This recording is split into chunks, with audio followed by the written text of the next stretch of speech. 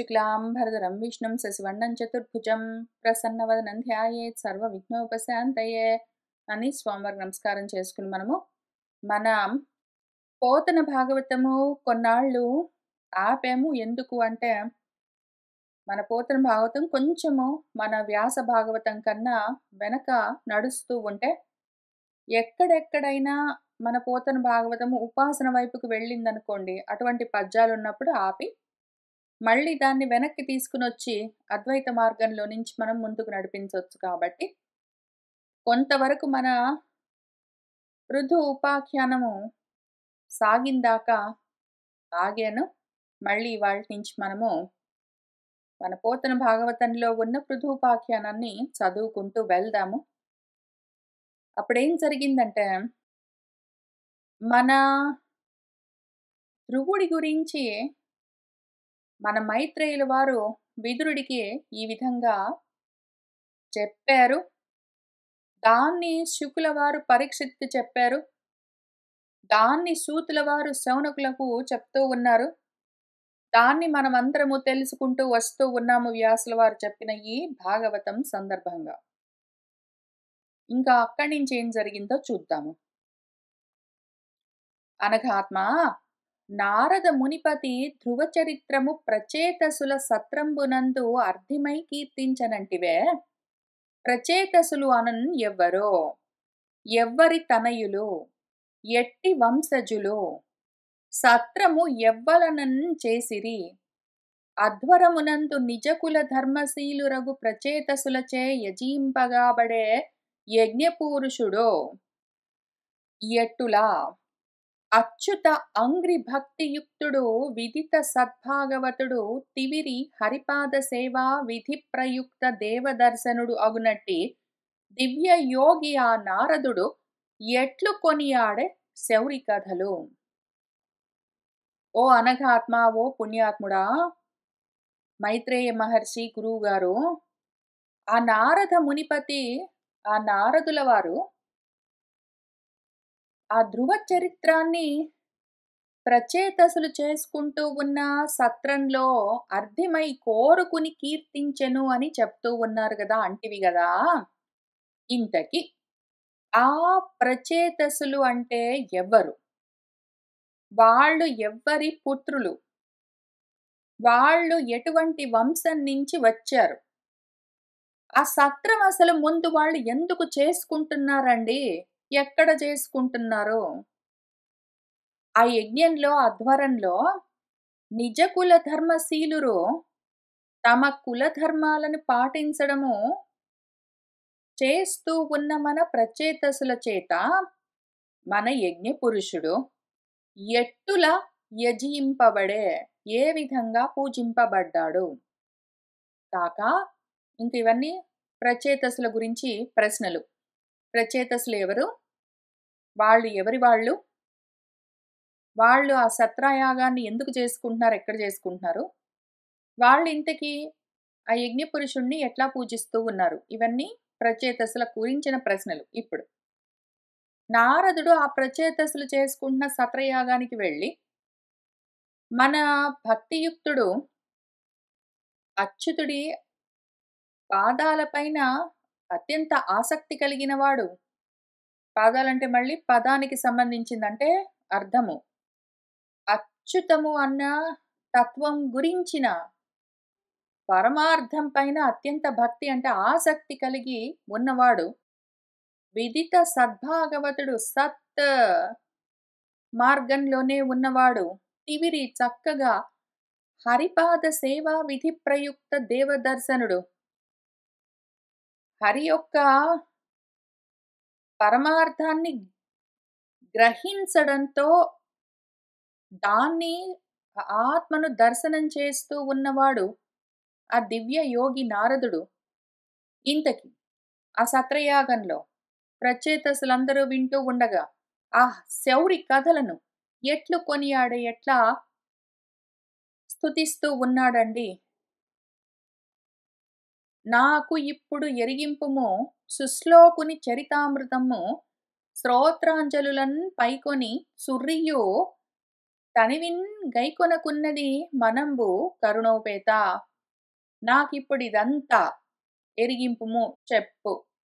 ఆ సుశ్లోకుడు సుష్టుగా స్తుతింపబడేవాడు, చెప్పుకోవలసిన వాడి గురించిన చరిత్రలు, ఆ చరిత్రలు అన్న అమృతము నా చెవులన్న అంజలులు, నా చేతులను అంజలిగా పెట్టి దోసెళ్ళుగా పెట్టి నా చెవులనే దోసెళ్ళుగా ఆ అమృతాన్ని పైకొని, పైకొని అన్న ఇక్కడ పైకొని అని చెప్పారు. ఇక్కడ గైకొని అని చెప్పారు. ఆ తర్వాత ఇక్కడ కొనకొని అని చెప్పారు. కొనకొని అన్నా, గైకొని అన్నా, కైకొని ఇది కైకొని అన్నా, తర్వాత పైకొని అన్నా, అట్లానే చేకొని అన్నా, అన్నింటికి ఒకటే అర్థము. చే అంటే చెయ్యి. చెయ్యితో కొనడం అంటే పుచ్చుకోవడం. పుచ్చుకొనడానికి షార్ట్ కట్ కొనడము. అట్లానే కొనడం అంటే చెయ్యితో పుచ్చుకోవడం. కై అంటే గూడా, కై అన్న దానికి అర్థం గూడా చెయ్యి అని అర్థం. ఇది గూడా అంతే, చెయ్యితో పుచ్చుకోవడం. ఎందుకంటే చేతులను దొప్పెలుగా నా దోసిళ్ళను పట్టుకుని వాటితో ఈ అమృతాన్ని పుచ్చుకుంటానని చెప్తున్నాను గదా! అట్లనే పైకొని, పైకొని అంటే గూడా పుచ్చుకుని. ఇప్పుడు నేను అట్లా నా చెవులని దొప్పెల్లాగా చేసి ఆ దోసిళ్ళతో ఈ అమృతాన్ని జుర్రుతూ ఉన్నను. తాగుతూ ఉంటే గూడా తనివి కైకొనకున్నది, తనివి తీరకుండా ఉన్నది. నా మనసుకు ఓ కరుణోపేత దయతో కూడినవాడా అని అడిగిన విదురుని కనుగొని మైత్రేయుడు పలికె, కొనకొని ధ్రువుడున్ వనమునకు చనిన ఆతని తనయుండగు ఉత్కళుడు దళిత అఘుడై అని అడిగిన విదురుడితో ఆయన్ను కనుగొని ఆయన్ని చూసి మన మైత్రేయ మహర్షి ఈ విధంగా పలుకుతూ ఉన్నారు. కొనగని పూనుకుని మన ధ్రువుడు వనానికి వెళ్ళాడు గదా! ఎప్పుడు? మొదటిసారి పసెప్పుడు 4, 5 ఏళ్ల వయసులో గాదు. తర్వాత ఆయన మొత్తం పూర్తిగా గృహస్థ బాధ్యతలను, రాజ్యభారాన్ని అన్నింటినీ పూర్తి చేసుకున్నాక, ఇంకా వానప్రస్థానికి వెళ్ళిన తర్వాత ఆయన తనయుడు ఉత్కళుడు ఒకాయనున్నాడు. ఈ ఉత్కళుడన్నవాడు ఎటువంటి వాడు? మన ధ్రువుడి కొడుకు.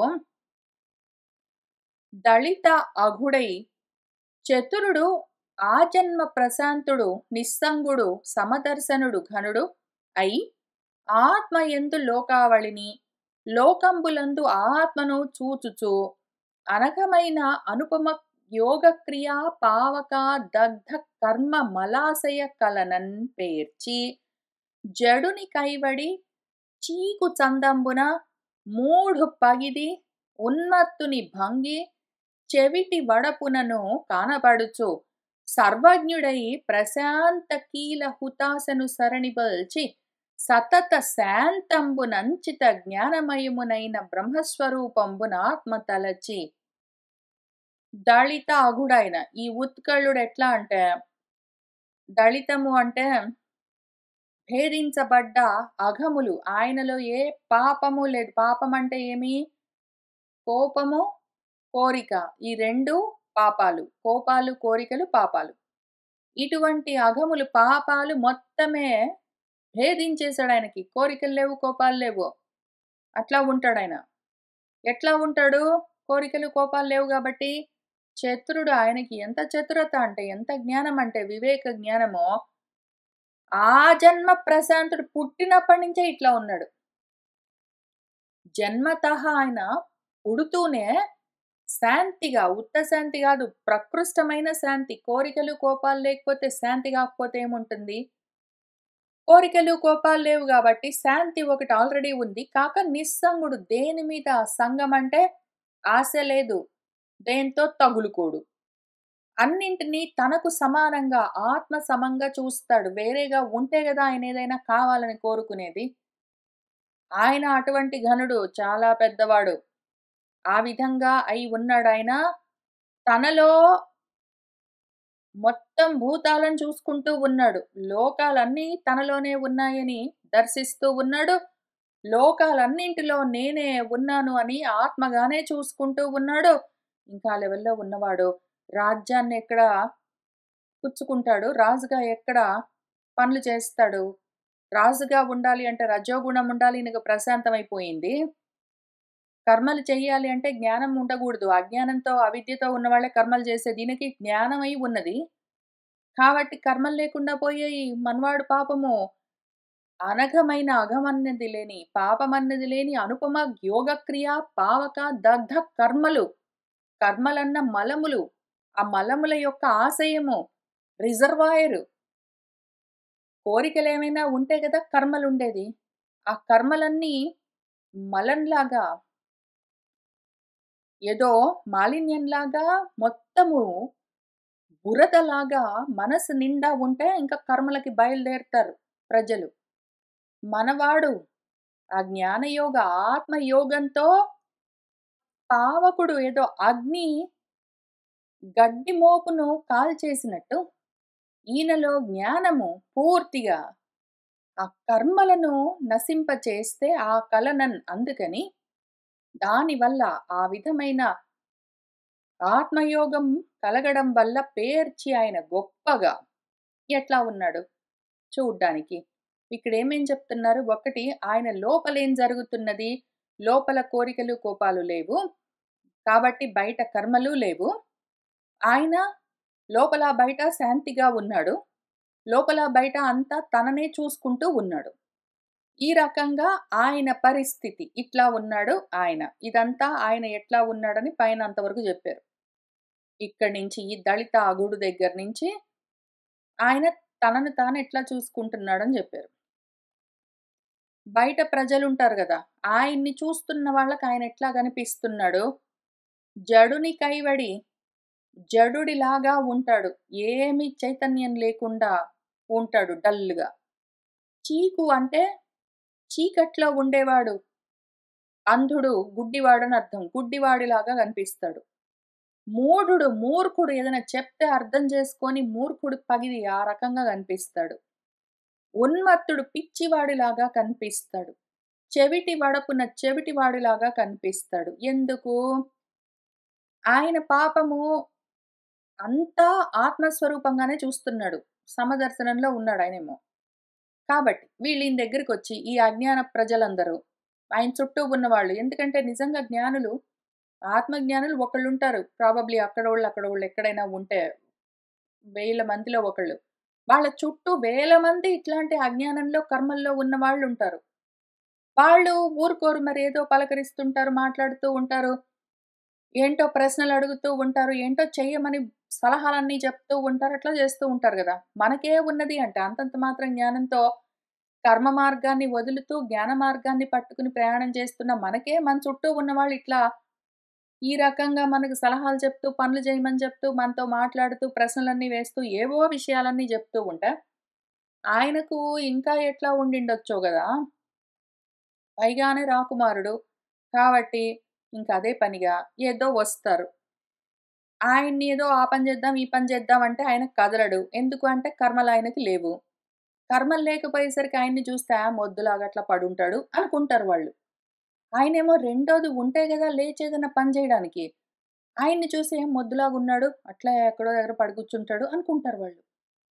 లేకపోతే వాళ్ళు ముందు నుంచి వెళ్తూ ఉంటే పలకరిస్తే ఏదో చెప్తుంటారు, ఏదో మాట్లాడుతుంటారు, ఏవో ప్రశ్నలు వేస్తారు, ఏదో పని చేద్దాం రా, పార్టీకెళ్దాం రా, తినడానికి రా అని అట్లా పిలుస్తారు. ఈయన ఎందుకులే వాళ్ళతోటి పెట్టుకోవడం అని వాళ్ళక్కడ నిలబడి ఉంటే గూడా చూడకుండా పక్క నుంచి వెళ్ళిపోతూ ఉంటే, అదిగో గుడ్డివాడిలాగా కళ్ళు కనిపించట్లేదు నేనిక్కడ నిలబడి ఉంటే గూడా, అట్లా పక్క నుంచి వెళ్ళిపోతూ ఉన్నాడు. ఏంటో అట్లా ఉంటాడు అని గుడ్డివాడని వీళ్ళనుకుంటారు. ఆయన చూస్తూనే ఉంటాడు. ఊరికెందుకు పలకరిస్తే ఏదో మాట్లాడతారు పనికిమాలిన విషయాలు. పైగా వాళ్ళు చెప్పేది అదంతా అనాత్మ స్వరూపాలు ఇవన్నీ. అనాత్మల గురించి ఇప్పుడు ఆత్మతత్వంతో ఉన్న వాళ్ళకు అవసరం ఏముంటుంది? కాబట్టి పాపం ఆయన వాళ్ళతోటెందుకు మనకనుకోని పక్క నుంచెళ్తుంటే, అదిగో గుడ్డివాడిలాగా చూడను గూడా చూడడు అని తిట్టుకుంటారు. లేదా మూర్ఖుడనుకుంటారు. ఏదో ప్రశ్న అడుగుతారు. ఈయనేమో పాపం ఏది చెప్పినా ఆత్మపరంగా జవాబులన్నీ చెప్తే, ఏంటో చెప్తాడు. ఆయనేదన్నా అడిగామనుకో, ఏంటి చెప్పినా సరే మనకేమో అర్థం గాదు. మనం చెప్పేది ఆయనకర్థం గాదు. చాలా మూర్ఖుడండి అని అనుకుంటూ తిరుగుతారు. లేకపోతే ఒక్కొక్కసారి ఆయన ఏంటండి ఉత్కలుడు గారు, ఏంటోట మీరు ఆత్మ గురించి ఏంటో ఆలోచన చేస్తున్నట్ట గదా! అంటే పాపం ఈయన చాలా ఇంట్రెస్ట్ తోటి అడిగాడు గదా! ఒకడు పాపమని. ఆయనేంటో చెప్పడానికి ప్రయత్నం చేస్తే, అమ్మో! పిచ్చోడిలాగా పట్టుకున్నాడంటే వదలడు. అదే జెప్తాడు. అమ్మో! ఆయన దగ్గరికెళ్ళకుండా ఉంటేనే మంచిది అనుకుంటారు ప్రజలు. దగ్గరికి రారు. లేదా వీళ్ళు పలానా వాళ్ళటండి పెళ్లి చేసుకున్నారట. వాళ్ళేంటో చాలా ఘనంగా భోజనాలన్నీ పెట్టారట అని చెప్తే, ఆయన ఊ అనడు, ఆనడు, పలకడు. ఏమి ఇంట్రెస్ట్ ఉండదాయనకి. అందుకని చెవిటివాడు. చెప్తే వినడు అనుకుంటారు. ఈ రకంగా ఉత్కళుడికే గాదు, అంతంత మాత్రంగా ఈ సాధన చేస్తున్న మనకు గూడా ఇంతవరకు మొత్తం అన్నీ జరుగుతూనే ఉన్నాయి. ఇప్పుడు ఏదో ప్రపంచంలో వాళ్ళు పెళ్లి చేసుకున్నారు. వీళ్ళకు పిల్లలు పుట్టారు. వాళ్ళేంటో అమెరికాకెళ్లారు. వీళ్ళేంటో పలాంది చేశారు అంటే, ఒక్కొక్కసారి ఊ అని గూడా అనబుద్ధి గాదు. ఎన్ని వింటామో, ఏముందక్కడ వినడానికి? ఏమన్నా పుణ్యమా? దానివల్ల ఏమైనా పురుషార్థమా? దానివల్ల ఏమైనా జ్ఞానమా? ఏదైనా మోక్షమా? దేనికైనా పనికొస్తుందా? అందుకని పోనీ అనుకున్నప్పుడు ఊ అంటాము. అది గూడా అనబుద్ధి గానప్పుడు ఊ అని గూడా అనము. అట్లాంటప్పుడు మనం చెవిటి వాళ్ళము, వినను గూడా వినట్లేదనుకుంటారు. వింటాము. ఊ అని అనడానికి లేదా అవునా అనడానికి ఏమో ఆ కాన్వర్జేషన్‌లో పార్టిసిపేట్ జేయడానికి ఏముంది? అనాత్మల విషయము. కాబట్టి వినరు వాళ్ళు, చెవిటి వాళ్ళు అనుకుంటారు మనల్ని. మనకా ఎక్స్‌పీరియన్స్ నడుస్తూనే ఉన్నది. లేదా పిచ్చోళ్ళం అనుకుంటారు. మనతోటి మాట్లాడితే ఎప్పుడు వాళ్ళే ఏదో జెప్తారు. మనం వింటే వింటాం లేపోతే లేదు. వాళ్ళెప్పుడైనా మన మీద జాలితో ఆ! అయితే ఇంకా జెప్తున్నావా? ఇంకా అది చదువుకుంటున్నావా భారతము? ఆ! భారతమా? ఏంటో ఏం చదువుకుంటున్నావు? ఏం చెప్తున్నావు? అని ఏంటో అడుగుతారు. చెప్తాము. ఏం ఉపయోగము? పిచ్చోళ్ళలాగా ఎప్పుడు అదే మాట్లాడతారనుకుంటారు. పిచ్చోళ్ళలాగా కనిపిస్తాం మనం. పొద్దస్తమానం భారతం, భాగవతం, బ్రహ్మసూత్రాలు, ఉపనిషత్తులు చదువుకుంటూ అదే ఆలోచన చేస్తున్న మనల్ని చూస్తే పిచ్చివాళ్ళలాగా కనిపిస్తాం మనం వాళ్ళకి. వాళ్ళకి చాలా తెలివితేటలున్నాయనుకుంటారు వాళ్ళు. పైగా చాలా ఎక్కువ సేపు ఉద్యోగం చేయాలి. చాలా ఎక్కువ డబ్బులు సంపాదించాలి. చాలా ఎక్కువ ఇల్లు కొనుక్కోవాలి. చాలా ఎక్కువ పార్టీస్‌కెళ్ళాలి. చాలా ఎక్కువ బట్టలు కొనుక్కోవాలి. చాలా ఎక్కువగా తయారవ్వాలి. చాలా ఎక్కువగా ఏంటో చేయాలని వాళ్ళు పాపం తాపత్రయాలన్నీ పడుతుంటే మనం పట్టించుకోకపోయేసరికి పిచ్చివాళ్ళం అనుకుంటారు. మూఢుడు వాడు చెప్తే వినడు మాట మొండివాడు. ఎందుకురా అట్లా నువ్వు సగం రిటైర్మెంట్‌కెళ్ళావెందుకు అప్పుడే చిన్న వయసులోనే? 50 ఏళ్ళకే నీకెందుకు పార్షియల్ రిటైర్మెంటు? లేపోతే 50 ఏళ్ళకెందుకు ఉద్యోగం మానేయడం? శరీరం బానే ఉంది గదా! బలంగా. అవన్నీ భారతాలు, భాగవతాలు చెప్పుకుంటూ తిరిగితే ఏమన్నా లాభముందా? ఆ టైం ఎందుకు వేస్ట్ చేస్తున్నావు? దాని బదులు ఏదైనా ఉద్యోగం చేసావనుకో, రూ. 2 ఇంట్లో వాడుకోవచ్చు కదా! అని పాపం వాళ్ళు మంచి సలహాలన్నీ చెప్తారు. మంచి సలహాలు, ఉచితమైన సలహాలు చెప్తారు వాళ్ళు. ఉచితమైన సలహాలు వాళ్ళు. ఉచిత సలహాలకి 2 అర్థాలు. ఉచితము అంటే తగిన విధంగా, యోగ్యమైన, హితకరమైన అర్థము. ఉచితము అంటే తగిన విధంగా అని. ఉచితం అంటే ఫ్రీగా కూడా చెప్తారు వాళ్ళు పాపం. మనం వినము. మనం అట్లానే ఉంటాము. ఇల్లు గడిచినంత వరకు ఉంటే చాలు ఇంకా అవసరం లేదు. మిగిలిందంతా ఆత్మ అభ్యాసానికే అని మనం కూర్చుంటే, మూర్ఖుడు చెప్తే గూడా వినడు. ఊరికే ఎందుకు అవన్నీ పిచ్చి పుస్తకాలన్నీ చదువుకుంటే ఉపయోగమా? కడుపు నిండుతుందా? కాలు నిండుతుందా? ఇంట్లో ఈ అంతంత మాత్రంగా నడుస్తుంటే, కొంచెం సంపాదించుకోవచ్చు కదా! అని వాళ్ళకనిపిస్తుంది. అవును నిజమే. వాళ్ళకర్థమైంది. వాళ్ళకర్థమైతుంది. ఇవన్నీ వింటూనే ఉంటాం మనం రోజు. చీకుల్లాగా అంటే గుడ్డివాళ్ళలాగా కనిపిస్తాము. యాక్చువల్‌గా నేను ఎన్ని సార్లు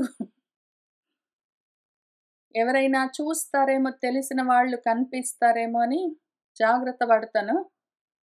షాప్‌కెప్పుడైనా వెళ్ళాలి కూరగాయలు తెచ్చుకోవాలన్నప్పుడు, లేతే ఇంట్లో నుంచి బయటికి వెళ్తున్నప్పుడు ఇంటి పక్కన వాళ్ళు పలకరిస్తారేమో ఎందుకు అని జాగ్రత్త పడి ఎవరు లేనప్పుడు ఆడ్ టైమ్స్‌లో అట్లా వెళ్తాను.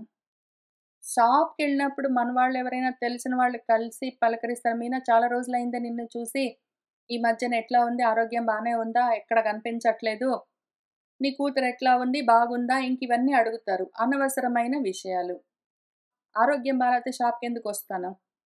నా కూతురు సంగతి దాని విషయాలు నేను పక్కన వాళ్ళకి ఎట్లా చెప్తాను? నా విషయం గాదది. అవసరమా ఇప్పుడు ఇవన్నీ డిస్కస్ చేయడం అని ఆలోచించి, ఫస్ట్ ఆఫ్ ఆల్ ఎవ్వరూ రారు అనుకున్న టైమ్స్ చూసుకొని జాగ్రత్తగా ఆ టైమ్స్‌లో వెళ్తాను బయటికి. ఒకవేళ బై ఎనీ చాన్స్ నేను వెళ్తూ ఉంటే కొంచెం దూరం నుంచి వాళ్ళు ఇటు సైడ్ వస్తున్నారనుకోండి. వాళ్ళు ఎటైనా వెళ్తుంటే ఇంక కొంచెం పక్కన దాక్కోవడం. కారు వెనకాల నిలబడ్డం, గోడ వెనకాల నిలబడ్డం. వాళ్ళెళ్ళిపోయినాక వెళ్ళడం. ఇంక వాళ్ళు మన సైడే వస్తున్నారనుకో పక్క నుంచే ఎళ్ళడం చూడనట్టే. ఇంక తప్పని సైన్ అయినప్పుడు మాత్రం వాళ్ళే వచ్చి మీనా అని పలకరిస్తే అక్కడ నిలబడి బాగున్నారా? ఆహాహా! చాలా రోజులైంది మీనా నిన్ను చూసంటే అవును. హుహుహు. అని చెప్పడం. ఆరోగ్యం బాగుందా? ఎందుకు ఎక్కడికి రావట్లేదు అంటే, ఏమి లేదు నా అదృష్టం కోసం, నా కోసమే. అసలు వేరే కారణం ఏమీ లేదు. నా కోసమే ఆ కోవిడ్ అంతా వచ్చింది. కాబట్టి చాలా సింపుల్. ఏం లేదండి. ఆ కోవిడ్ తర్వాత కొంచెం నాకు గూడా బయటికి వెళ్ళడం తగ్గిపోయింది. ఇంతకుముందు చాలా వెళ్తున్నట్టు. అసలు ఈ మధ్యన బయటికసలు ఎళ్ళట్లేదండి. జాగ్రత్తగా ఉంటున్నాను. అని చెప్తే వాళ్ళు గూడా హుహు అంటారు. ఇంక ఊరుకుంటారు. ఆ రకంగా. మళ్ళీ ఇంకోసారి వాళ్ళకి దొరకకుండా ఎదురు పడితే గుడ్డివాళ్ళలాగా చూడనట్టే ఎళ్ళిపోవడం. ఆ రకంగా ఎన్ని సార్లు చేశానో. ఎందుకేముండవక్కడ. ఇవే ఉంటాయి. నువ్వు బాగున్నావా? ఆఫీస్ బాగుందా? ఎక్కడ కనిపించట్లేదు. ఎక్కడ ప్రోగ్రామ్స్‌కి రావట్లేదు. గుడికి గూడా టెంపుల్ అసోసియేషన్ ప్రోగ్రామ్స్‌కి రావట్లేదా? తెలుగు అసోసియేషన్‌కి రావట్లేదా? ఇవే ఉంటాయి. వీటి గురించి డిస్కషన్ ఏముందక్కడ నిలబడి.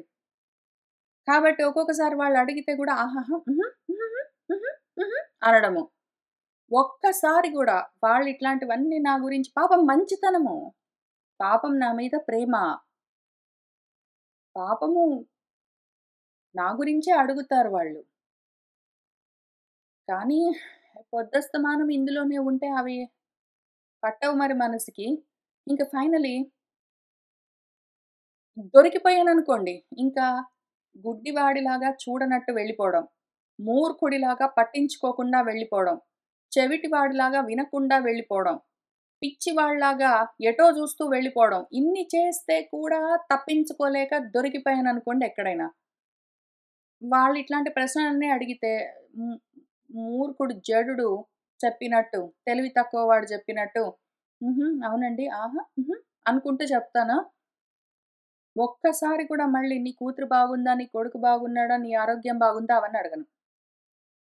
ఈ రకంగా ఉండేసరికి అదిగో వాడు జడుడు, వాడు గుడ్డివాడు, వాడు చెవిటివాడు, వాడు పిచ్చివాడు, వాడు మూర్ఖుడు అనుకుంటారు. మంచిది. తల్లకిందుల లోకము.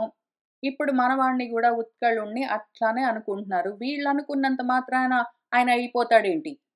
వీళ్ళు ఆయన జడుడు, గుడ్డివాడు, చెవిటివాడు, మూర్ఖుడు, పిచ్చివాడు అనుకున్నంత మాత్రాన ఆయన అయిపోతాడా? ఆయన ఆత్మయోగి. ఆ రకంగా ఉన్నాడు మనవాడు సర్వజ్ఞుడు. పిచ్చివాడు గాదు, ఉన్మత్తుడు గాదు, పిశాచి గాదు, చీకు గాదు, చెవిటి గాదు, జడుడు గాడు, మొండివాడు గాడు. ఆయన సర్వజ్ఞుడు. ఆ రకంగా ఉన్నాడు. ప్రశాంత కీల హుతాశను సరణిబొల్చి ఆయనలో హుతాసనుడు తాపాలు అసలు ఒక్క కీల గూడా పైకి లేచేది లేదు. ప్రశాంతమై ఉన్నాయి. మొత్తం అగ్ని కీలలన్నీ, కార్యాలన్నా, అగ్నులన్నీ శాంతించి, ఉపశమించి ఉన్నాడాయన. ఆ రకంగా ఉండగా సతత శాంతంబును అంచిత జ్ఞానమయము అయి ఉన్నాడాయన. సతతము శాంతిగా ఉంటాడు. ఎప్పుడూ జ్ఞానమై ఉంటాడు. శాంతిగా ఉంటాడు గాబట్టి రజోగుణము లేదు. జ్ఞానమై ఉన్నాడు గాబట్టి కర్మలు లేవు. ఆయన బ్రహ్మస్వరూపంలో ఆత్మను చూస్తూ ఉన్నాడు. అట్లా ఉంటే మన వాళ్ళకి పిచ్చివాడు, గుడ్డివాడు, చెవిటివాడు, మూర్ఖుడు, మొండివాడు, జడుడు అని ఆ టైప్‌లో అర్థమైతుంది. మరేం చేస్తాము?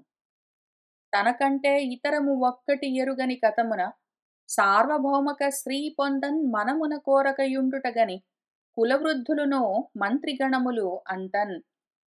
తనకు ఇంకొకటి వేరుగా ఇతరము ఉన్నది అని ఆయనకు అనిపించట్లేదు. అనన్యము.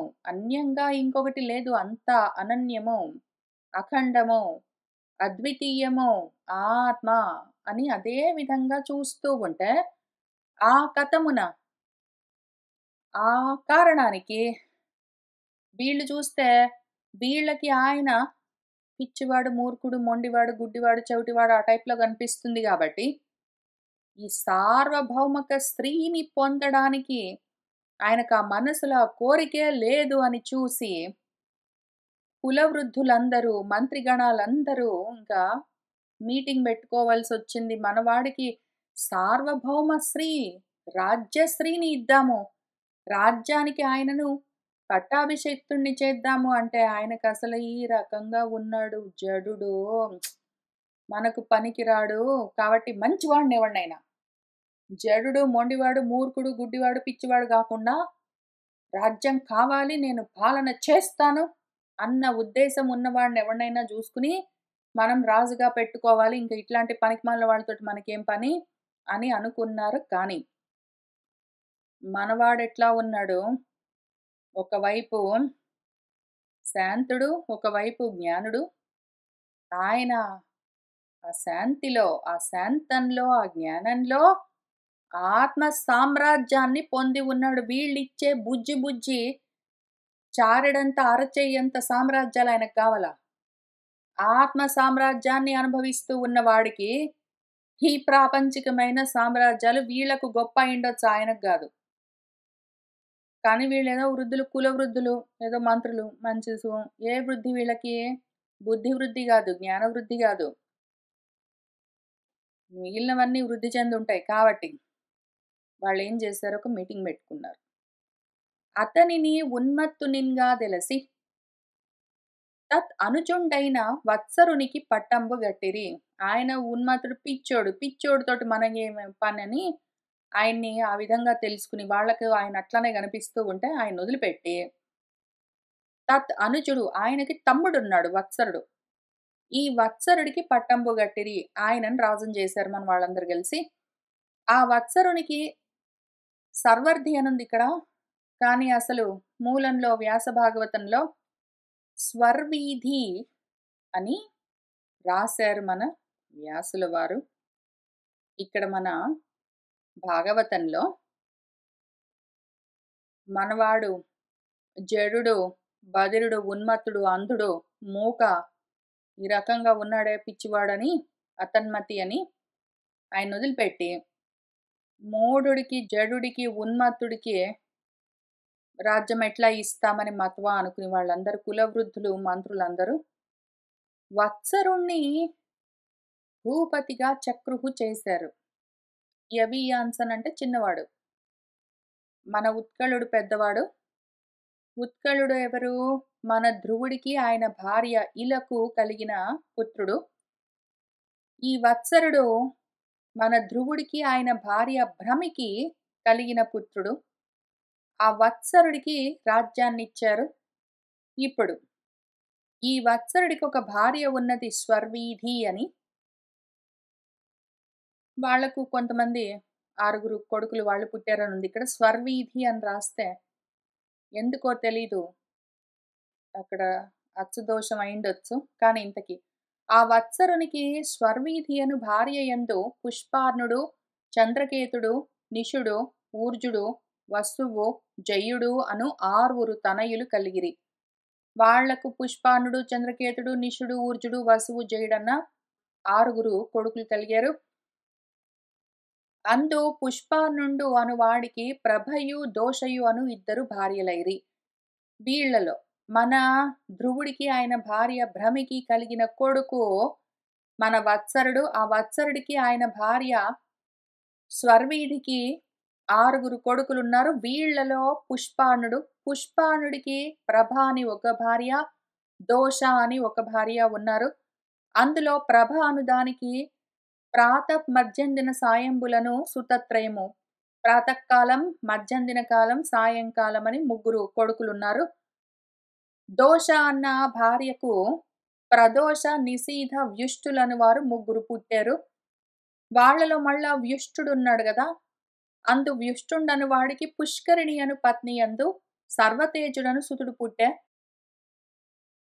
మన పుష్పాణుడికి ఆయన భార్య దోషకి ఇప్పుడు ప్రదోష, నిశీధ, వ్యుష్టులు. ఇందులో వ్యుష్టుడు ఆయన భార్య పుష్కరిణి.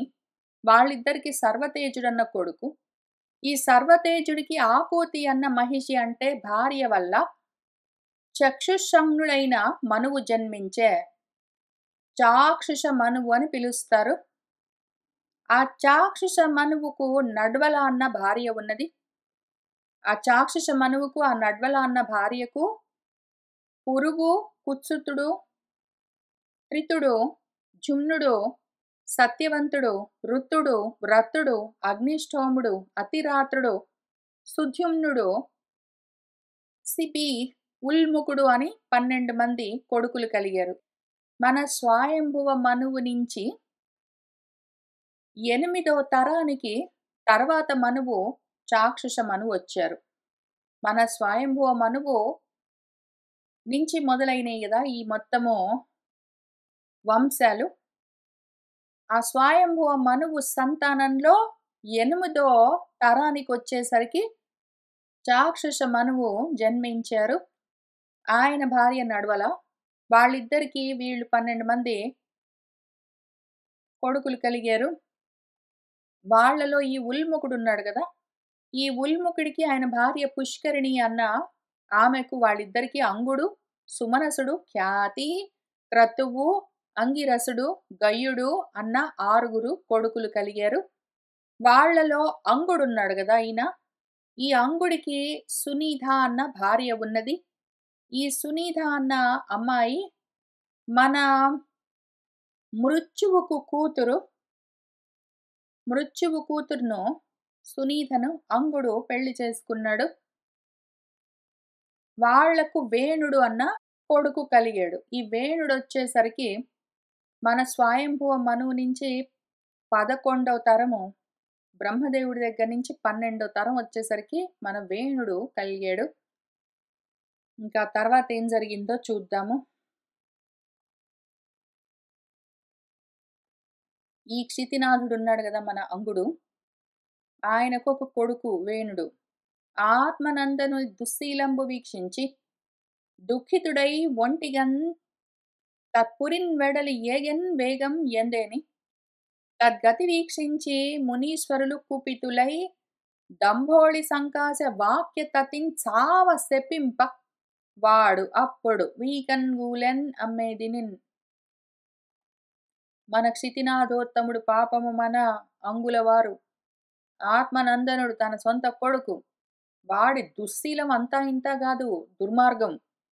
దాన్ని వీక్షించి చూసుకున్నాడు, చాలా దుఃఖపడ్డాడు. ఇంకేమీ చేయలేక వాణ్ణి చివరికి ఒంటిగా ఒక్కడే ఆ పురిన్ వెడలి ఆ ఊళ్ళో నుంచి ఆయన వెళ్ళిపోయాడు. కొడుకునేమీ చేయలేక ఆయనే ఆ అంతఃపురాన్ని వదిలిపెట్టి వేగంగా ఎందేని ఏగిన ఎక్కడికి పోయాడో కూడా తెలియదు, అంతఃపురం వదిలిపెట్టి వెళ్ళిపోయాడు, ఆయన పారిపోయాడు. తత్ మన వేణుడి గతి ఇంత దుర్గతి, వాడిది దుర్మార్గము. దాన్ని చూశారు ఇంకా మిగిలిన వాళ్ళు. ఆయన ఒక్కడైతే పారిపోయాడు వాళ్ళ నాన్న, మిగిలిన వాళ్ళైతే అక్కడే ఉన్నారు కదా. కాబట్టి ఆ మునీశ్వరులందరూ చూశారు వీడి దుర్మార్గము, కుపితులై మహాకోపంతో దంభోళి సంకాశము, దంభోళి అంటే వజ్రాయుధానికి సమానమైన వాక్యతతితో వాక్కులతో చావ శపింపన్, చచ్చిపోరా నువ్వు అని శపించేసరికి వాడు పాపం అప్పుడు వీకన్గూలెన్, ఇంకా అయోమయంగా మహాదైన్యంగా భూమి మీద కూలిపోయాడు వాడు కుప్పలాగా. కైకొని అప్పుడు లోకంబు అరాచకమైనన్ ప్రజలు తస్కర పీడ పల్లటిల్లన్ కనుగొని దుఃఖించి మునులు గతాసుడై పడిన వేణుని వలపలి భుజంబు నర్ధిన్మధింప నారాయణాంశంబున ఆదిరాజన ఒప్పునట్టి పృథుడు జనించే అనవుడు విని విదురుడు మునిగనుగొని పలికెను, ఓ అనగచరిత, సాధువు సుశీల నిధియును సజ్జనుడు అలఘుడు అలఘు బ్రహ్మణ్యుడు అయినట్టి అంగధరణి విభునకు దుష్ట సంతానము ఎట్లు గలిగే? అయి అంగపతి ఏమి కారణమున విమనస్కుండగుచు పురంబు వీడిచే ధర్మకోవిదులైన మునులు దండవ్రత ధరుండును రాజును అగు వేణుని యందు ఏ పాపంబు నిరూపించి బ్రహ్మదండంబునర్చిరి. అదియునుగాక లోకంబున రాజులు లోకపాల తేజోధరులు ప్రజాపాలన ఆసక్తులు కావున కల్మషంబు కలిగినన్ ప్రజల చేత అవజ్ఞాన అర్హులై ఉందురు గదా. కావున ఆ వేణుని చరిత్రంబు శ్రద్ధాగరిష్ఠుడైన భక్తుడైన నాకు పరాపరవిత్ అగ్రేసరుండవైన నీవు ఎరింగింప అర్హుండవు అనిన మైత్రేయుండు అతనితో ఇట్లనియే. కైకొని పూనుకొని వాళ్ళప్పుడు ఆ విధంగా సావురా నువ్వు అనగానే చచ్చిపోయాడు పాపం. దాంతో లోకమంతా అరాచకం పాలైపోయింది. రాజు లేకపోతే అరాచకం ఉంటుంది. ప్రజలందరూ దొంగల బాధతో తల్లడిల్లిపోతూ ఉన్నారు. దాన్ని చూశారు మన మునులు, మన మంత్రులు, మన వాళ్ళందరూ వృద్ధులు. చాలా దుఃఖించారు. ఆ మునులు గతాసువై ప్రాణాలు పోయి పడున్న వేణుణ్ణి పట్టుకుని వాడి వలపలి భుజం అంటే కుడి భుజాన్ని గట్టిగా మర్దించేసరికి అందులో నుంచి నారాయణాంశతో ఆదిరాజు అనే ఒక ఆయన ఆ విధంగా ఉన్నవాడు పృథువు జన్మించాడు అని చెప్పారు మన మైత్రేయ మహర్షి.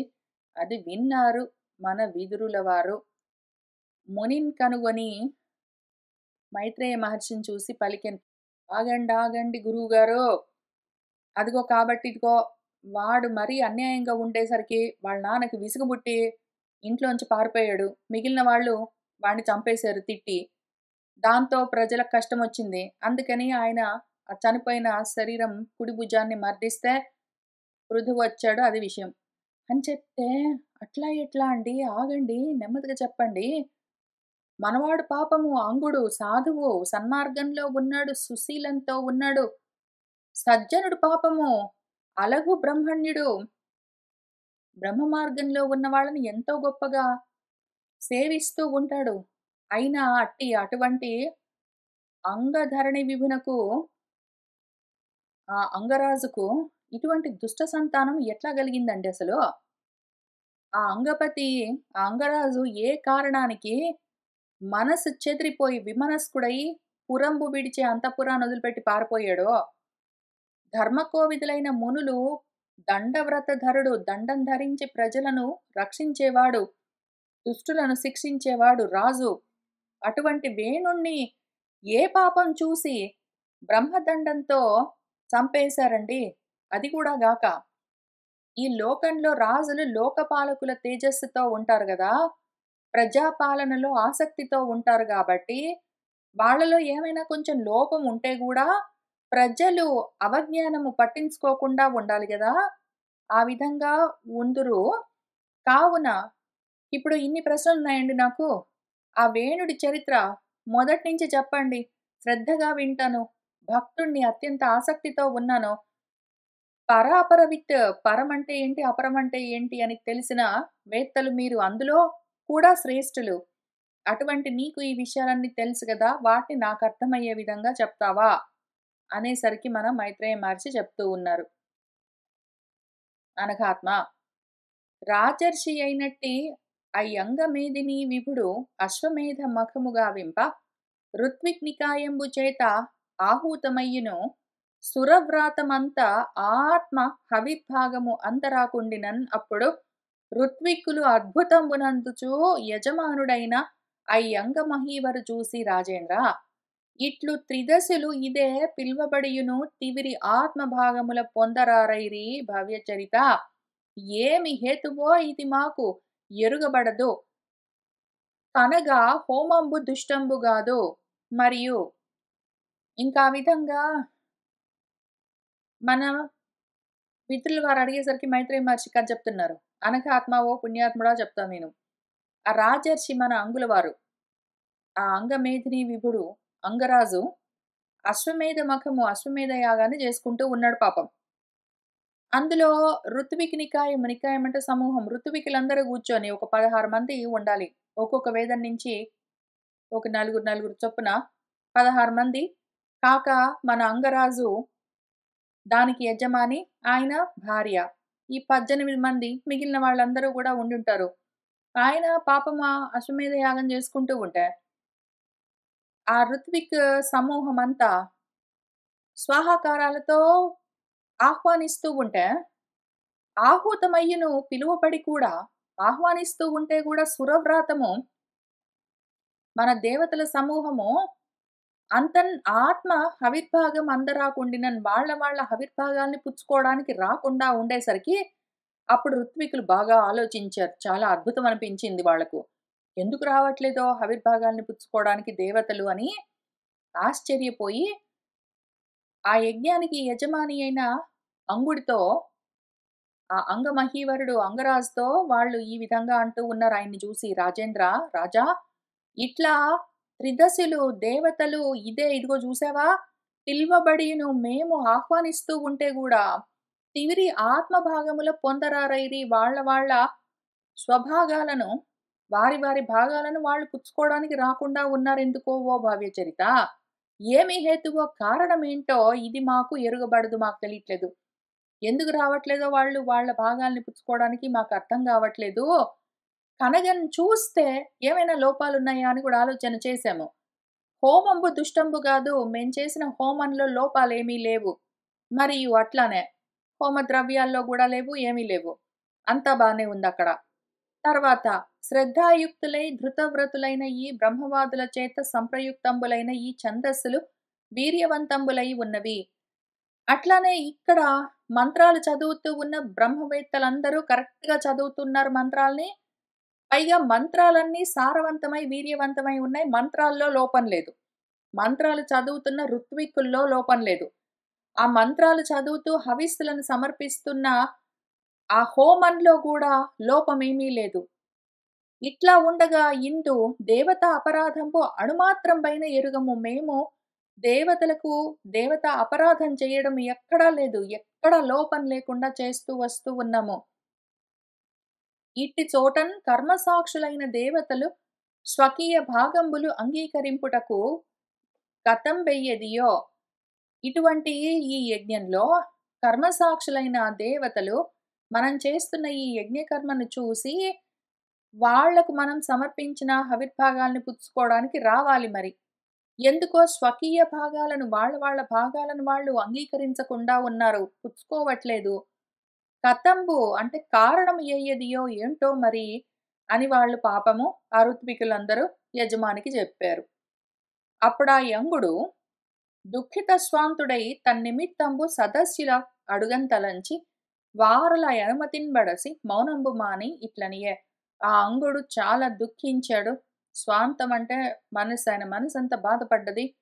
ఎక్కడ లోపం లేకపోతే మరి దేవతలెందుకు సంతోషించట్లేదో అని తన్నిమిత్తంబు ఈ విషయం గురించి ఋత్వికులకు అర్థం కావట్లేదు, ఆయనకు అర్థం కావట్లేదు కాబట్టి, సదస్యులకేమైనా తెలుస్తుందేమో, ఆ సభ్యులున్నారు కదా! ఆ యజ్ఞ సదస్సుకొచ్చి అక్కడ యజ్ఞవాటికలో ఉన్న వాళ్ళకి తెలుస్తుందేమో అని వాళ్ళను అడగంతలంచి అడగాలనుకున్నాడు. వాళ్ళ అనుమతి తీసుకుని, ఎందుకంటే యజ్ఞం చేస్తున్న సమయంలో మౌనాన్ని పాటించవలసి ఉంటుంది. ఇక్కడ మౌనంగా కూర్చుంటేనేమో దేవతలు రావట్లేదు. కాబట్టి ఆయన పెద్దలనడిగి వాళ్ళు అంగీకరించిన తర్వాత మౌనాన్ని వదిలిపెట్టి మాటల్లో ఈ విధంగా వాళ్ళను అడుగుతూ ఉన్నాడు. అనగు చరితులారా, ఆహూతులయ్యు సుపర్వ గణములు ఆత్మభాగములను స్వీకరింపరు.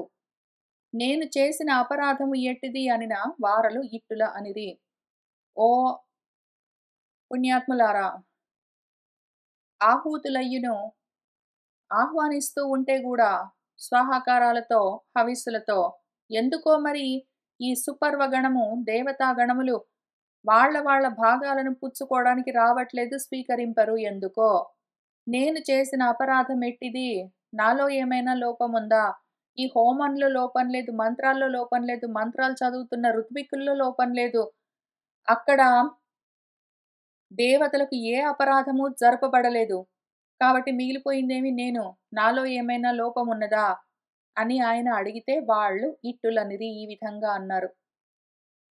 నరనాథ, ఇది ఇప్పుడు వరసిన దుష్కృతము గాదు. పూర్వభవనంబునందు పరగిన దురితంబు ఇది. ఆదరమున ఎరిగింతుము ఇంతన్ ధన్య చరిత్ర. ఓ రాజా, ఇది ఇప్పుడు జరిగింది గాదు. ఈ యజ్ఞంలో ఏమైనా లోపాలున్నాయా అని అడుగుతున్నావు గాని, ఈ యజ్ఞంలో ఇక్కడ ఈ సమయంలో ఏమి లోపాలు జరగలేదు. ఇక్కడంతా బానే ఉన్నది. ఈ దుష్కృతము అంటే సరిగ్గా చేయకపోవడం ఇప్పుడిది గాదు. పూర్వ భవనమునందు ఇంతకు ముందు జరిగింది.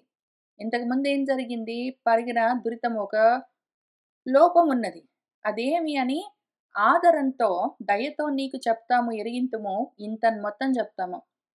ఇప్పుడు ఇక్కడ నువ్వు చేస్తున్న యజ్ఞంలో ఏం లోపం లేదు గానీ, అసలు ఇంతకు ముందు ఒక విషయం ఉన్నది.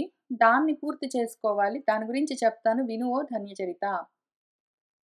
నీవు ఇంత వాడవయ్యును భూవర, సంతాన లాభమును పొందమిన్, ఆ దేవతలు యాగభాగములు ఈవేళ భుజింపరైరి ఇందుకు నీవున్ పుత్రకామేష్టి గావించి పుత్రుబడయుమో అట్లొనర్చినన్ దేవతలు ఆత్మభాగము అర్ధిని అంగీకరింతురు. ఆ యజ్ఞ పురుషు హరి భజించిన సకల కార్యములు కలుగును అని వాళ్ళు ప్రాబ్లం ఏంటి, దానికి సొల్యూషన్ ఏంటి అని కూడా చెప్పారు. నువ్వు ఇంత వాడివి గదా! అంతా ఉన్నాయి నీకు. కానీ సంతానము మాత్రం లేదు. దీనివల్ల ఆ దేవతలు వాళ్ళ భాగాన్ని పుచ్చుకోవడానికి ఈవేళ రాకుండా ఉన్నారు.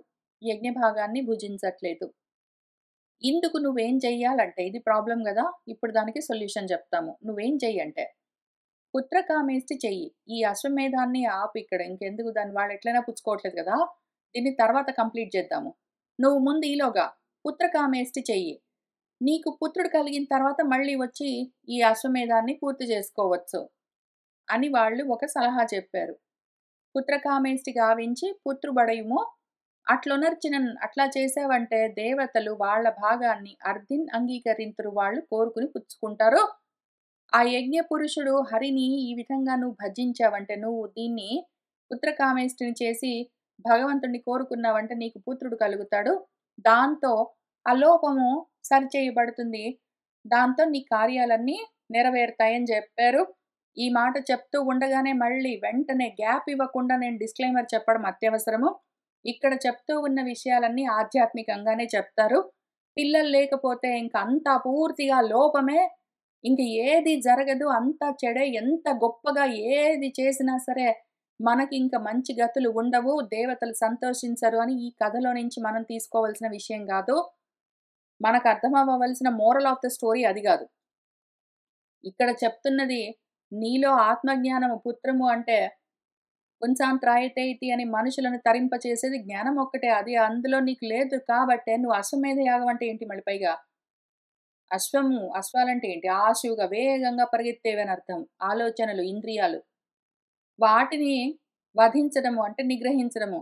నువ్వు ఇంద్రియ నిగ్రహం ఎంత సాధించినా సరే, అంటే వైరాగ్యాన్ని ఎంత సాధించినా సరే, నీకు జ్ఞానం లేకపోతే మాత్రము ఫలితము ఉండదు అని చెప్తున్నారు. ఎంత వైరాగ్యం ఉన్నా సరే జ్ఞానం లేకపోతే ఫలితం ఉండదు అని చెప్తున్నారు. వైరాగ్యం ఉండడాన్ని అశ్వమేధ యాగంతో చూపిస్తారు. జ్ఞానం కలగడాన్ని పుత్రుడు కలగడంగా చూపిస్తారు. పిల్లలు పుట్టకపోయేసరికి నేను ఎంత గొప్పవాడినైనా సరే నాలో ఎంతో గొప్ప లోపం ఉన్నది అని మనసు చిన్నబుచ్చుకోరాదు. అది కాదు ఇక్కడ చెప్పబడుతూ ఉన్న విషయము. తప్పు. ఎందుకు అంటే మన శాస్త్రాలు మనకు బయోలాజికల్‌గా పుట్టిన పుత్రులే పుత్రులు, మిగిలిన వాళ్ళు కారు అని చెప్పలేదు. మనకు ఎన్నో రకాల బిడ్డలుంటారు. మనం అన్నం పెట్టిన వాళ్ళు మనకు బిడ్డలు. మనం చదువు చెప్పిన వాళ్ళు మనకు బిడ్డలు.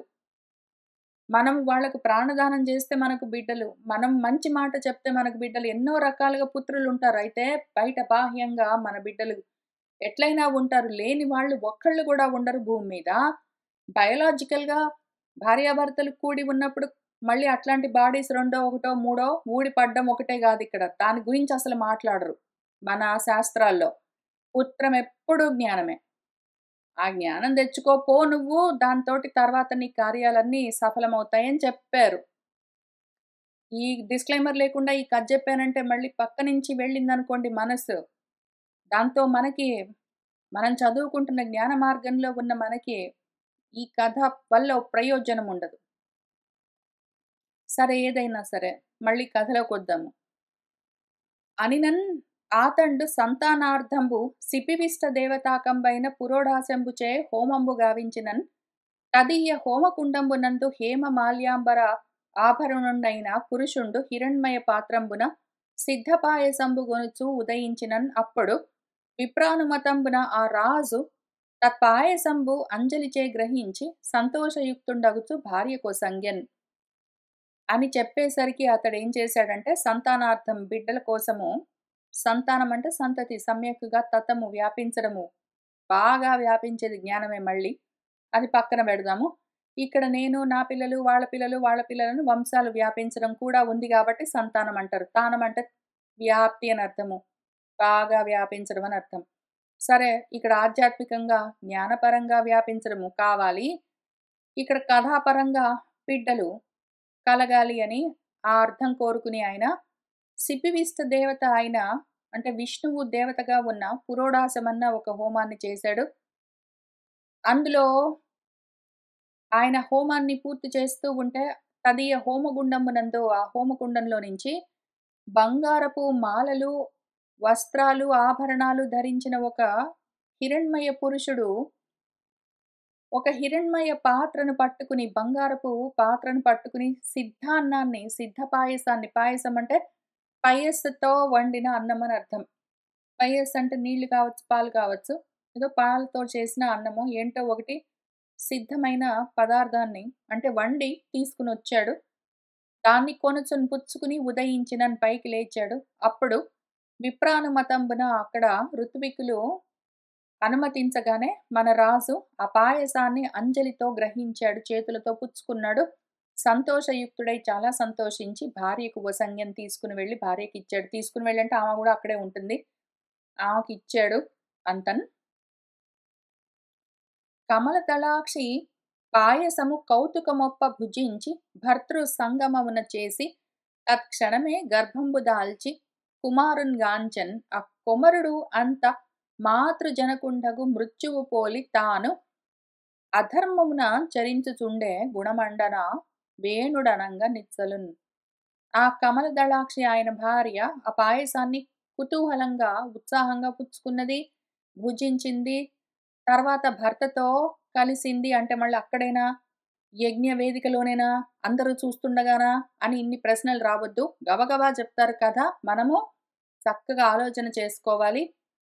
పాయసాన్ని భుజించింది. తర్వాత దాన్ని పూర్తి చేశారు గదా! అక్కడ మన పుత్రకామేష్టిని. తర్వాత భార్యాభర్తలు కలిసి ఉండవలసి ఉంటుంది. తర్వాత ఆ తల్లి గర్భాన్ని దాల్చింది. తర్వాత నెమ్మదిగా కొడుకును కన్నది.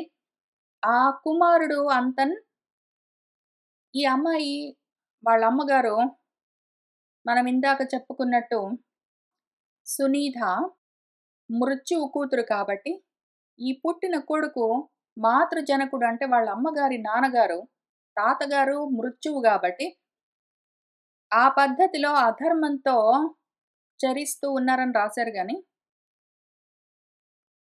మృత్యువు యాక్చువల్లీ ధర్మదేవత. సరే, ఓ గుణమండన గుణముల చేత ప్రకాశిస్తున్న విదురా వేణుడు అనగా నిత్సలు నిత్యము ఆ విధంగా వేణుడు అన్న పేరుతో పిల్లవాడు పెరుగుతూ ఉన్నాడు.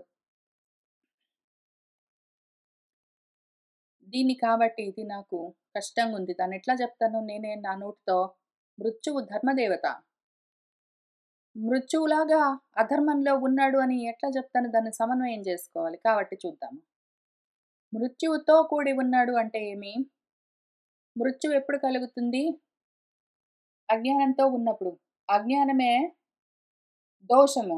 ఆత్మ ధర్మాన్ని వదిలిపెట్టి ఉంటేనే, అనాత్మలతో కూడి ఉంటేనే, కోరికలతో, కోపాలతో ఉంటేనే, మళ్ళీ మళ్ళీ మనకు కర్మలు చేయవలసి వస్తుంది. కాబట్టే జన్మలుంటాయి. జన్మలుంటే మృత్యువులుంటాయి. ఆ కోరికలతో కర్మలు చేసుకోవడం, ఆత్మ ధర్మాన్ని వదిలిపెట్టడమే అధర్మం. అటువంటి అధర్మంతో ఉన్నాడాయన. ఎనయగా బాల్యమందు తన ఈడు కుమారుల క్రీడన్ పోలెన్ నెమ్మనమున భీతి లేక కృపమాలి పశుప్రకరంబునంచు పోల్కిని అరికట్టి చంపుచును. కిల్బిష లుబ్ధక వృత్తిమై శరాసన శరముల్ ధరించి మృగజాతిని అసాధుగతిన్ వధించుచున్ ఈ రకంగా పెరుగుతున్నాడు. 2 పనులు చాలా ముఖ్యమైన పనులు మనవాడు చేసేవి.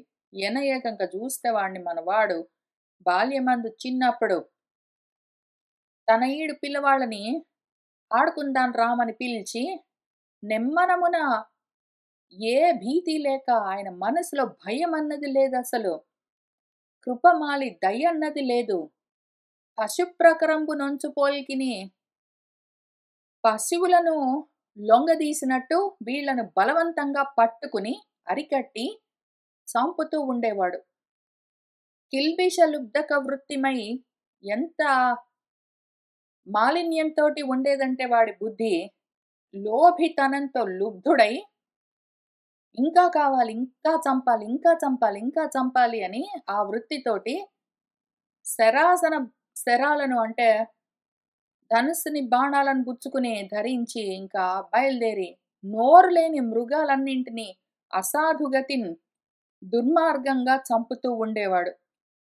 ఊళ్ళో మనుషుల్ని చంపుతుండేవాడు, అడవిలో జంతువుల్ని చంపుతుండేవాడు, దుర్మార్గంగా ఉండేవాడు, దయలేనివాడు. ఇట్లు మాతామహ దోషంబునన్ పాపవర్తనుండై చెరియించు కొడుకును జూసి అంగుడు వివిధ శాసనంబుల దండించియు అతని దుశ్చేష్టితంబులు మానుపంచాలక దుఃఖితాత్ముడై ఈ రకంగా పాపవర్తనుడై చరిస్తూ ఉన్నాడు. మాతామహుడితో కూడి ఉన్నాడు అంటే మృత్యువుతో కూడి ఉన్నాడు అంటే చావులు బ్రతుకులు అని జనన మరణాలతో ఉన్నాడు. ఎందుకు జన్మలంటే కర్మలు, కర్మలు ఎందుకంటే ఇదిగో ఇట్లాంటి విపరీతమైన కోపాలు, కోరికలు వాటితో ఉండేసరికి ఈ దోషాలతో పాపంలో ప్రవర్తిస్తూ మనవాడు ఉంటే అటువంటి కొడుకుని చూసి అంగుడు ఎన్నో విధాలుగా శాసించడానికి 2 రకాల శాసనాలు, శిక్షణలు 2 రకాలుగా ఉంటాయి. ఒక శిక్ష దండించడము, ఒక శిక్ష అర్థమయ్యే విధంగా శిక్షణ ట్రైనింగ్ ఇవ్వడము, అనుశాసనం చేయడము, చెప్పి నేర్పించడం ఒక రకం శిక్ష. అట్లానే దండించడము, పనిష్మెంట్స్ ఇవ్వడం ఒక రకమైన శిక్ష. ట్రైనింగ్ ఇచ్చినా సరే, పనిష్మెంట్స్ ఇచ్చినా సరే, ఏ రకంగా అయినా సరే, వాడి దుశ్చేష్టలు, దుర్మార్గపు పనులను మానిపించలేకపోయాడు. చాలా బాధపడ్డాడు మనసులో. ఇంకేం చేశాడంటే, అనయమునిట్టి కుపుత్రునిగని పరితాపంబు పొందు కంటెను ధరలో అనపత్యుడగుట ఒప్పును వనజాక్షు భజించునట్టి వాడగు వాడన్. వనజాక్షుణ్ణి భజించేవాడెవడున్నాడో అటువంటి వాడు ఇదిగో ఇటువంటి కుపుత్రుడు చెడు పుత్రుణ్ణి కని ఇటువంటి పరితాపము పరిపరి విధాలుగా తాపాన్ని పొందే కంటే అసలు ఈ భూమి మీద అనపత్యుడు బిడ్డలు లేకుండా ఉంటే అది ఒప్పు, అదే మంచి. అసలు పిల్లలు లేకపోతే పిల్లలు లేరని ఒకసారి ఏడ్చి ఊరుకుంటాం, గుర్తొచ్చినప్పుడల్లా ఏడుస్తాం, అయ్యో పిల్లలు లేరని ఏడుస్తాం. కానీ పుట్టిన పిల్లలు దుర్మార్గులైతే ఇంకా దానివల్ల కలిగే దుఃఖము అనంతము అని వెండియును ఇట్లని ఆయన ఇంకేమనుకుంటున్నాడు, జనులకు దుష్పుత్రకుని చేత అపకీర్తియు అధర్మము సర్వజన విరోధము మనోవ్యధ అనయంబు ప్రాపించును. అట్టి కుపుత్రు మోహంబు విడువంజాలక బహుమాన సంగతిగను ఎవ్వడో అతని గేహంబు దుఃఖాలయంబునగును అని మరియు ఇట్లను మనుజుండు శోకస్థానమగు పుత్రు కథన చేసి అనుపమ క్లేశ భాజనంబైన గృహంబు విడుచుగావున ఇట్టి వివేక విహీనుడగు కుపుత్రు సుపుత్రుగా ఆత్మతలతు అనుచు ఆ రాజు బహుదుఃఖితాత్ముడగుచు. ఒకవేళ జనులకు దుష్పుత్రులు కలిగారంటే అటువంటి కొడుకుతో దుర్మార్గపు కొడుకు కలిగితే వాడి వల్ల అపకీర్తి కలుగుతుంది, అధర్మం కలుగుతుంది, అందరితో విరోధం కలుగుతుంది, మనసుకి ఎంతో వ్యధ కలుగుతుంది. ఇవన్నీ అనయము తప్పకుండా ప్రాప్తిస్తాయి. పుత్రుడు ఇటువంటి వాడైతే తప్పకుండా అధర్మము, అపకీర్తి, అందరితో విరోధము, మనో వ్యధ కలుగుతాయి. అటువంటి కుపుత్రు మోహము అయినా కూడా అటువంటి కొడుకుని చూసుకుని అబా నా కొడుకు గదా అని ముద్దు ముద్దుగా ముచ్చటపడే బహుమాన సంగతినికనే అయినా నా కొడుకు గదా వాడు ఎట్లా ఉన్నా సరే నా కొడుకు అని ఆ మోహంతో ప్రేమలో ఉండేవాళ్ళు ఎవరుంటారో అటువంటి వాళ్ళ గేహము, వాళ్ళ ఇల్లు దుఃఖాలయమై ఉంటుంది అని అనుకున్నాడు. మళ్ళీ ఆగాడు. మళ్ళీ ఇంకో రకంగా ఆలోచించాడు. దుర్మార్గులైన పిల్లలు పుడితే ఎంత అపకీర్తి, ఎంత అప్రతిష్ట, ఎంత అధర్మము, ఎంత నగుబాటు అని అనుకున్నాడు. అనుకున్నాక కాదు కాదు. ఇటువంటి దుర్మార్గులైన పుత్రులు పుట్టడం మంచిది. ఎందుకు అంటే అని మళ్ళీ ఆయన ఇట్లా అనుకున్నాడు. ఒక మనిషున్నాడనుకో, వాడికి శోకస్థానమైన పుత్రుడు. ఆ కొడుకు అంతా ఇట్లానే బాధ పెట్టేవాడున్నాడు దుర్మార్గుడు.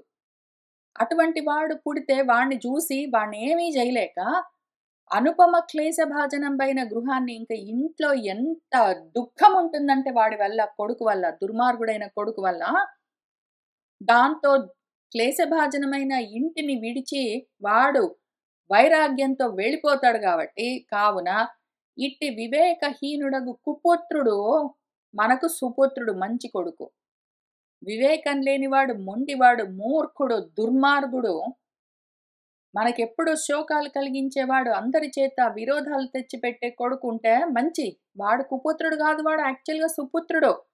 ఎందుకంటే వాడిని తట్టుకోలేక మనకే గొప్ప ఘనమైన వైరాగ్యం గలుగుతుంది అని ఆత్మంతలతో నేననుకుంటున్నానో, అనుకుంటూ ఆ రాజు ఎంతో దుఃఖపడి ఇంకప్పుడేం జేశాడంటే తగు సుమహైశ్వర్య ఉదయమగు గృహమును ప్రజలను నిద్రనందిన భార్యను దిగవిడిచి ఎక్కడే నీయు జగదీశుడుచనే నిశీధ సమయము నందున్ తనకున్న అంత గొప్ప ఐశ్వర్యాలను అంత గొప్ప భాగ్యోదయంతో కూడిన ఇంటిని ప్రజలను పడుకుని నిద్రపోతూ ఉన్న భార్యను అన్నింటినీ వదిలిపెట్టి ఒక్కడే మన జగదీశుడు రాజుగారు ఆ నిశీధి సమయంలో అర్ధరాత్రి పూట ఎవ్వరికీ చెప్పకుండా ఇంట్లో నుంచి పారిపోయాడు.